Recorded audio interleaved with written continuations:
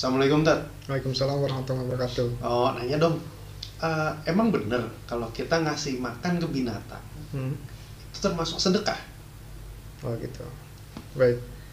Bismillahirrahmanirrahim. Ini ada banyak sebelum cerita Pak Dani untuk cerita tentang hal tersebut. Mungkin Pak Dani dan juga sahabat-sahabat yang beriman sudah sering dengar kisah-kisah ini. Tapi saya akan angkat dua saja kisah pada hari ini ya. Bismillahirrahmanirrahim. Yang pertama adalah kisah seorang budak yang waktu itu dilihat oleh sahabat Rasulullah SAW. Ketika itu sahabat masuk ke dalam perkebunan kurma. Ya, kemudian ketika lagi istirahat sebagai seorang musafir, dia istirahat di bawah pohon kurma, di tengah-tengah bayangan pohon kurma dia menikmati suasana ademnya di bawah pohon, angin yang bertiup begitu lembutnya. Tiba-tiba dia melihat ada anjing kampung yang budukan ya, yang jelek masuk ke dalam perkebunan tersebut, lalu menuju ke salah satu tempat ya, di mana tempat tersebut ada pohon yang sedang dinaiki oleh seorang budak, dan tiba-tiba anjing itu berhenti di bawah pohon tersebut. Nah, ini adalah suatu fenomena yang menarik bagi sahabat, kemudian diperhatikan apa yang dilakukan anjing tersebut. Sedangkan ini adalah perkebunan kurma, jelas-jelas anjing tidak makan kurma gitu. Ya, lalu ditunggulah apa yang terjadi.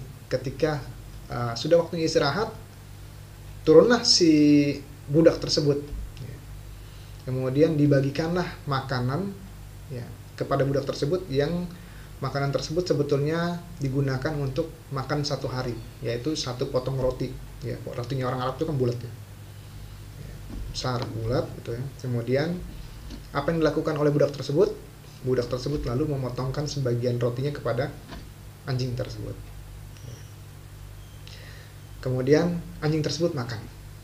Setelah itu dia pergi. Kemudian karena dia melihat fenomena menarik tersebut, dia berpikiran ya, ini adalah suatu gambaran yang luar biasa. Besoknya dia balik lagi ke situ dan dilihatnya anjing itu datang lagi. Padahal kebun kurma tersebut dikelilingi oleh perkampungan masyarakat yang banyak dihuni oleh masyarakat pada umumnya, pasti punya sampah dan lain sebagainya. Dan itu diikuti selama 3 hari berturut-turut, dan dilakukan oleh si budak tersebut adalah sama seperti yang dilakukannya setiap hari. Padahal makanan yang dia sobek tersebut adalah makanan untuk makanan satu hari. Yang artinya si budak tersebut hanya makan separuh dari jatah makan dia satu hari. Kemudian karena tertarik, diajak ngomonglah si budak tersebut. Wahai fulan, aku melihat engkau begini. Ya, engkau beri makan si anjing tersebut. Kenapa kau lakukan seperti itu? Lalu apa jawaban si budak tersebut? Subhanallah. Kemudian dijawabnya adalah dengan kalimat, wahai kisanak, tidakkah kau lihat bahwa di sekeliling kebun ini banyak perkampungan, di mana seharusnya anjing itu bisa mencari makan di tempat-tempat tersebut. Ya. Paling tidak dia bisa mengorek makanan di sampah-sampah, di mana bekas-bekas makanan orang Arab kalian tahu makanannya seperti apa. Mungkin jauh lebih baik daripada roti yang aku berikan. Tapi kenapa anjing itu datang ke sini?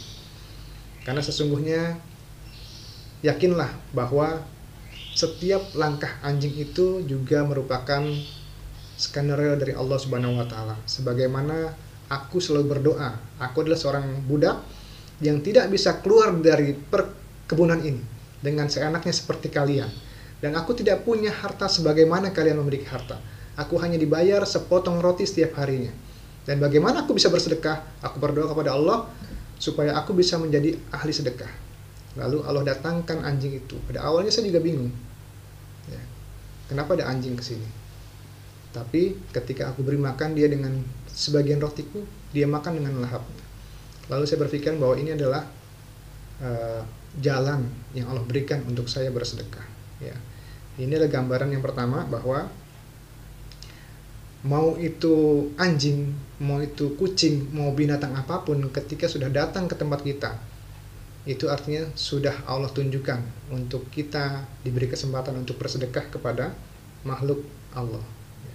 Yang kedua, peristiwa yang sangat menarik, yaitu ketika seorang pelacur ya, yang melihat anjing yang kehausan di pinggir sumur, ya. Pada saat itu sumur di Arab itu agak menjorok ke dalam, ya. Anjing itu hanya melihat bayangan air dari atas sumur dan harus diambil turun ke bawah. Lalu si wanita pelacur ini turun ke bawah dengan sepatunya, kemudian diambilkan minum dengan sepatunya. Setelah itu diminumkan kepada anjing tersebut, ya.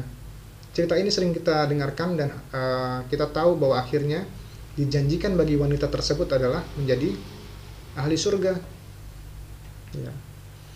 Yang artinya dia bersedekah kepada seekor anjing yang notabene adalah binatang yang haram dalam ajaran agama kita, gitu ya. Artinya ketika kita berbuat kebaikan tidak ada batasan kepada siapapun untuk melakukan suatu perbuatan baik, karena kita sebagai seorang muslim, sohib yang beriman, ingat ada janji Allah melalui hadis Rasulullah SAW yang mengatakan, barang siapa menolong hambaku di dunia, maka Allah akan menolongnya di dua kehidupan lainnya, yaitu dunia dan akhirat, ya. Insya Allah dengan nolong makhluk Allah yang lainnya pada nih, ya, apakah itu adalah